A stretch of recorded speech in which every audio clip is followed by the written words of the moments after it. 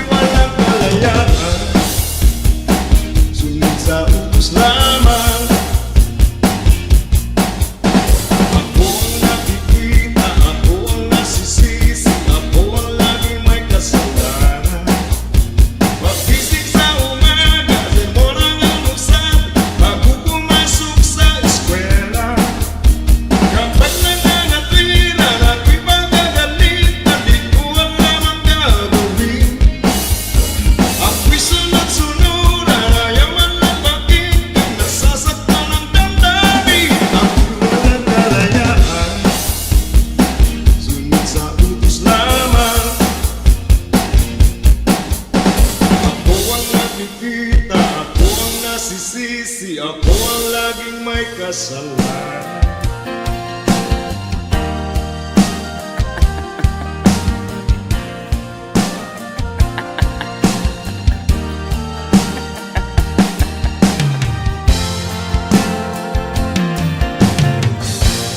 Sari-saring problema sa ulo mo'y tumutorta. Lahat na halos ng paraan sinubok mo, ngunit di mo bra. Pati ka tumawa ka, tawanan mo ang iyong problema. Di mo dapat tip-tipin at huwag mong masyadong isipin. Ibangin mo ang iyong sarili, tawanan mo ang iyong problema. Tumawa ka, bakit hindi? Tawanan mo ang iyong problema.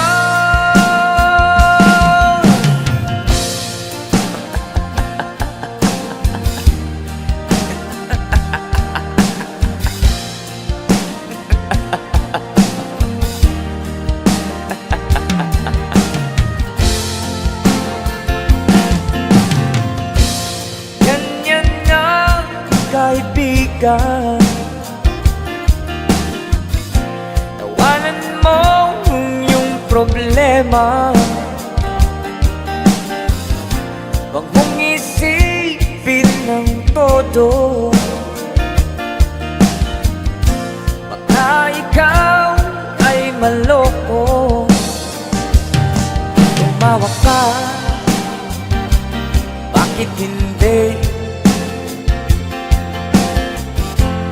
Tawanan mo ang iyong problema.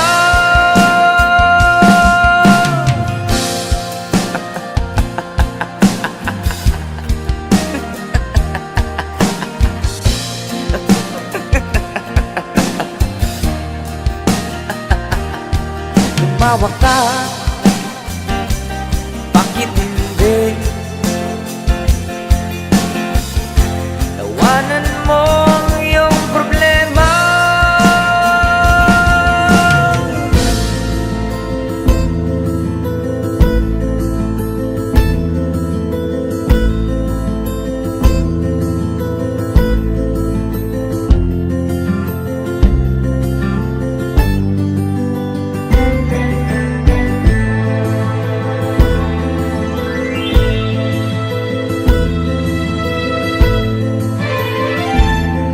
Nung isilang ka sa mundong ito, laging tuwa ng magulang mo, at ang kamay nila ang iyong ilaw.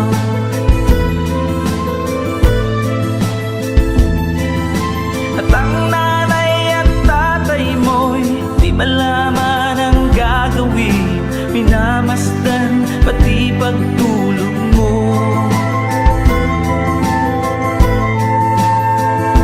At sa gabi napupuyat ang iyong nanay sa pagtimpla ng gatas mo. At sa umaga na may kalong ka ng iyong amang tuwang-tuwa sa'yo.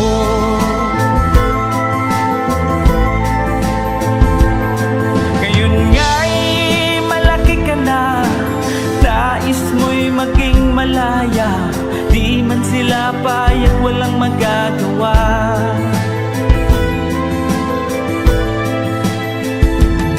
Ikaw nga'y biglang nagbago, naging matigas ang iyong ulo, at ang payo nila'y sinuway mo. Di mo man lang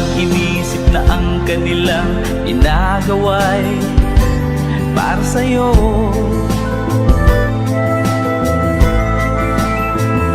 Pagkat ang nais mo'y masunod ang layaw mo, di mo sila pinapansin.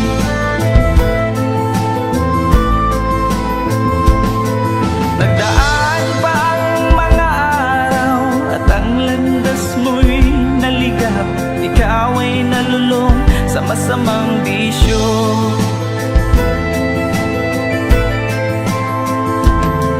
At ang una mong nilapitan, ang iyong inang lumuluha. At ang tanong, anak, ba't ka nagkaganyan? At ang iyong mga mata'y biglang lumuha nang di mo napapansin. Pagsisisi sa isip mo, nalaman mo ika'y nagkamali. Pagsisisi sa isip mo, nalaman mo ika'y nagkamali. Pagsisisi sa isip mo, nalaman mo ika'y nagkamali.